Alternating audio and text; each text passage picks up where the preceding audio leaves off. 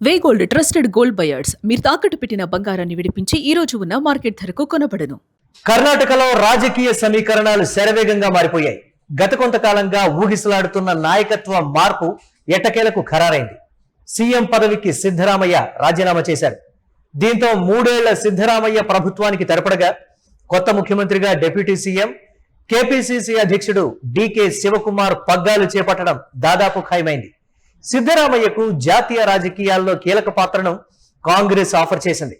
కేంద్రంలో పార్టీ వ్యవహారాల్లో అగ్రతాంబూలంతో పాటు రాజ్యసభ సీటు ఇస్తామని చెప్పినట్లుగా సమాచారం. అయితే సిద్ధరామయ్య రాజ్యసభ సీటు తిరస్కరించినట్లుగా ప్రచారం జరుగుతోంది.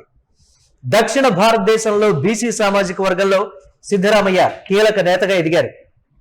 కర్ణాటకలో అహింద ఉద్యమ నేతగా సిద్ధరామయ్య పేరు పొందారు. ప్రధానమంత్రి మోదీ బాధ్యతలు స్వీకరించాక ఓబీసీ ప్రధానమంత్రి అయ్యారు అంటూ బీజేపీ హోరెత్తించింది. గతంలో ఉత్తరాదిన ఉన్న ములాయం, లాలూ ప్రసాద్ యాదవ్ లాంటి నేతలు ఆయా రాష్ట్రాలకు పరిమితమయ్యారు.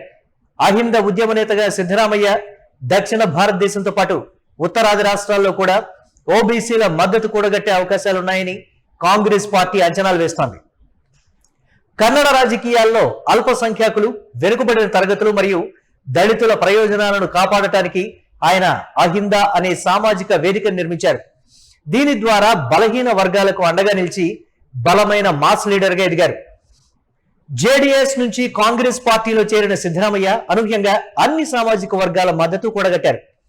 కర్ణాటక ముఖ్యమంత్రి సిద్ధరామయ్య రాష్ట్ర రాజకీయ చరిత్రలో సరికొత్త రికార్డు నెలకొల్పారు. అత్యధిక కాలం కర్ణాటక ముఖ్యమంత్రిగా పనిచేసిన దివంగత డి దేవరాజ్ అరసు రికార్డును దేవరాజ్ అరసు పదవీ కాలమైన 7 ఏళ్ల 239 రోజులను సిద్ధరామయ్య సమం చేశారు. కర్ణాటక చరిత్రలోనే సుదీర్ఘకాలం పనిచేసిన ముఖ్యమంత్రిగా సిద్ధరామయ్య నిలిచారు. సిద్ధరామయ్య తన 2 పర్యాయాల ముఖ్యమంత్రి పదవీ కాలంతో సరికొత్త ఘనతను సాధించారు.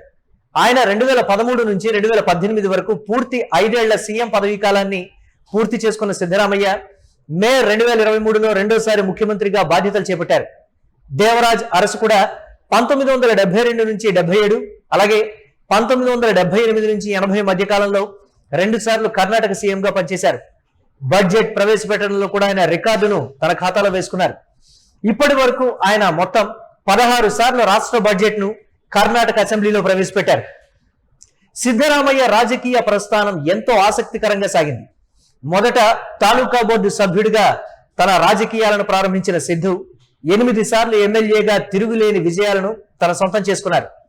రాజకీయాల్లో భాగంగా వివిధ పార్టీల్లో పనిచేసిన 2006లో కాంగ్రెస్ లో చేరిన తర్వాత ఆయన కీర్తి మరింత పెరిగింది. దేవరాజ్ అరసు వలె సిద్ధరామయ్య కూడా వెనుకబడిన తరగతుల అంటే అహింద మద్దతుతో బలమైన నాయకుడిగా కర్ణాటక రాజకీయాల్లో ఎదిగారు. మోదీ ప్రధానమంత్రి అయ్యాక రామ్నాథ్ కోవింద్, ద్రౌపది ముర్ము ఇద్దరు రాష్ట్రపతులుగా ఎన్నికయ్యారు.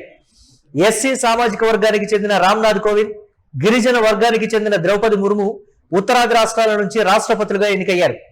తమిళనాడుకు చెందిన సిపి రాధాకృష్ణన్ ఉపరాష్ట్రపతిగా వ్యవహరిస్తున్నారు. అయితే వచ్చే ఎన్నికల్లో దక్షిణాది రాష్ట్రాల నుంచి బీజేపీ రాధాకృష్ణన్ అభ్యర్థిగా పోటీ చేయించే అవకాశాలున్నాయని ప్రచారం జరుగుతోంది. 2002లో తమిళనాడుకు చెందిన శాస్త్రవేత్త అబ్దుల్ కలాం రాష్ట్రపతిగా ఎన్నికయ్యారు. 2002, 2007 వరకు రాష్ట్రపతిగా అబ్దుల్ కలాం పనిచేశారు. 2007 నుంచి ఇప్పటి వరకు ఉత్తరాది రాష్ట్రాల వారే రాష్ట్రపతులుగా ఎన్నికయ్యారు. 2027లో జరిగే రాష్ట్రపతి ఎన్నికల్లో ఎన్డీఏ తరపున సిపి రాధాకృష్ణన్ అభ్యర్థి అయ్యే అవకాశాలున్నాయని జోరుగా ప్రచారం జరుగుతోంది. అయితే బీజేపీ అధికారంలోకి వచ్చాక ఓబీసీల మద్దతు, రాజస్థాన్, హర్యానా లాంటి రాష్ట్రాల్లో జాట్ల మద్దతు కూడగట్టే ప్రయత్నాలు చేశారు. కర్ణాటకలో ఎమ్మెల్యేగానే కొనసాగుతారని సిద్ధరామయ్య ప్రకటించారు. రాజకీయాల్లో క్రియాశీలకంగానే ఉంటానని చెప్పారు. ఆదర్శాల విషయంలో ఎప్పుడూ రాజీ పడరు. జాతీయ రాజకీయాల్లోకి వెళ్లే ఉద్దేశం లేదు. రాజ్యసభకు వెళ్లాలని అధిష్టానం కోరింది, వెళ్లబోనని చెప్పా అంటూ సిద్ధరామయ్య ప్రకటించారు. కాంగ్రెస్ పార్టీ సిద్ధరామయ్యను జాతీయ రాజకీయాల్లోకి రావాలని ఆహ్వానించింది.